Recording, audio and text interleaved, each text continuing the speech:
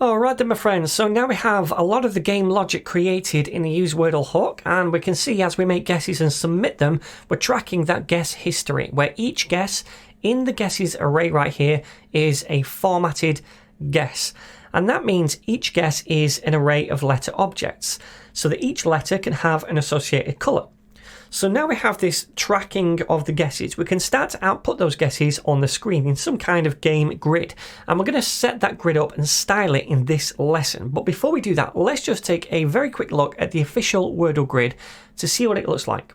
So we can see that it's got 6 rows in total, meaning we can have 6 guesses at the solution. And also each row is split up into 5 individual squares, 1 for each letter. So it's a pretty basic looking grid that hopefully isn't going to be too difficult to make. So the way I'm going to do this is by creating 2 new components. The first one is going to be a grid component that's going to be nested inside this Wordle one. And the second one is going to be a row component which we can nest inside the grid one. So let's create those inside the components folder. So new file, and we'll call it grid.js. Then inside here, I'm just going to boilerplate it for now. We'll call it grid, and then we'll create the new file over here, which is row.js. Same again, I'm going to RFC, hit tab to boilerplate it. Alright, so now what I'm going to do is nest this grid component inside the Wordle component just at the bottom down here.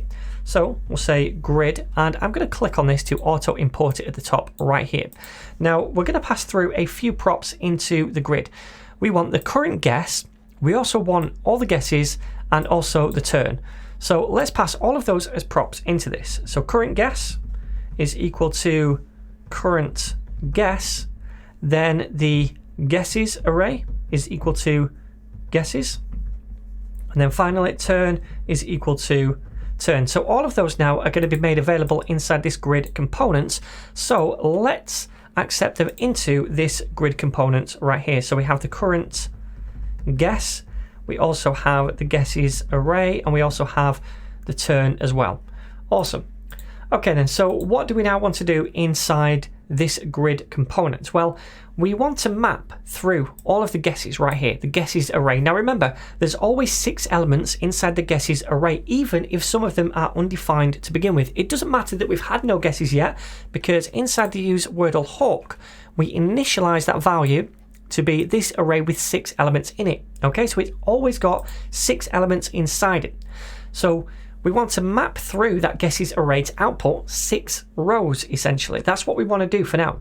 So let me, down here, get rid of this grid text, and inside this div, what I'd like to do is curly braces and then take the guesses and map through those and return a row component for each one of those guesses. Now, we have a function inside this map function whereby we can return some kind of template, and inside this function we accept the individual guess that we're iterating from the guesses array. Now remember, that could be undefined or it could be an actual guess array, a formatted guess, and then also the index of the element as well. Now what I want to do is return a row component. So let me click on this to auto import that at the top, like so. And then also, since we're mapping here and we're outputting multiple rows, we need a key prop. So we'll assign as a key the index. Okay? Alright then, so that's all we need to do for now inside this grid component. All we're doing is mapping through the guesses, and we're outputting a row for each guess. So there should be 6 row components in the screen, or in the browser rather, in total. Okay? So now let's go ahead to the row component and flesh out this. And all we really need to do is basically create 6 divs per row, or rather, sorry, 5 divs, because we have 5 letters or 5 squares per row. Okay? So we'll have 1 div to begin with, and we're going to give this a class name so we can style it later of a row, and then over here we'll output 6 divs. So let me do the first one, and then I'll copy that again. Sorry, not 6, 5. There's 5 divs because there's 5 letters to each guess. So each one of these is going to represent a square in the row, and that's pretty much all we need to do for this component right now. So at the minute, we're not outputting any letters or any guesses or anything like that. We're literally cycling through this array of 6 elements, and we're outputting a grid to cycle through that, and we're outputting a row for each of those elements in the array. Okay? and it's just going to be a blank row of divs at the minute. Now we obviously also need to style those divs as well.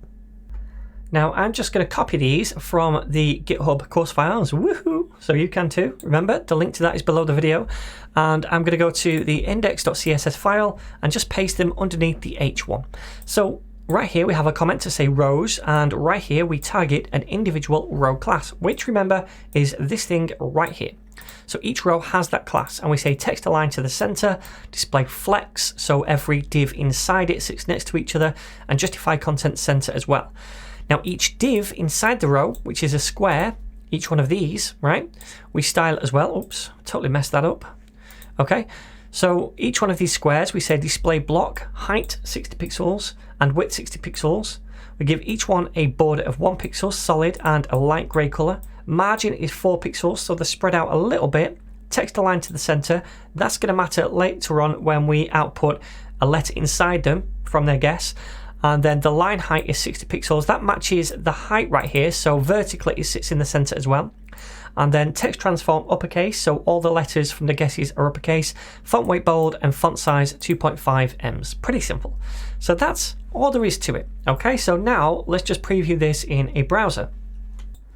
Okay, so looking good. That is the grid. We have 6 rows in total, which is correct because we're allowed 6 turns. And in each row we have 5 boxes, which is correct because the letters, or rather the words, should be 5 letters in length. Now, obviously at the minute, they're all blank, and as we type, then nothing is getting added to these squares. We're not outputting the different guesses or the current guess as we type as well. So we need to kind of combat that next, and we're going to begin by outputting all of the past guesses. So not the current guess as we're typing a word, but once we submit the word, then we want to output that word in the row, okay? And then when we submit another one, output that one as well. We're going to start that process in the next lesson.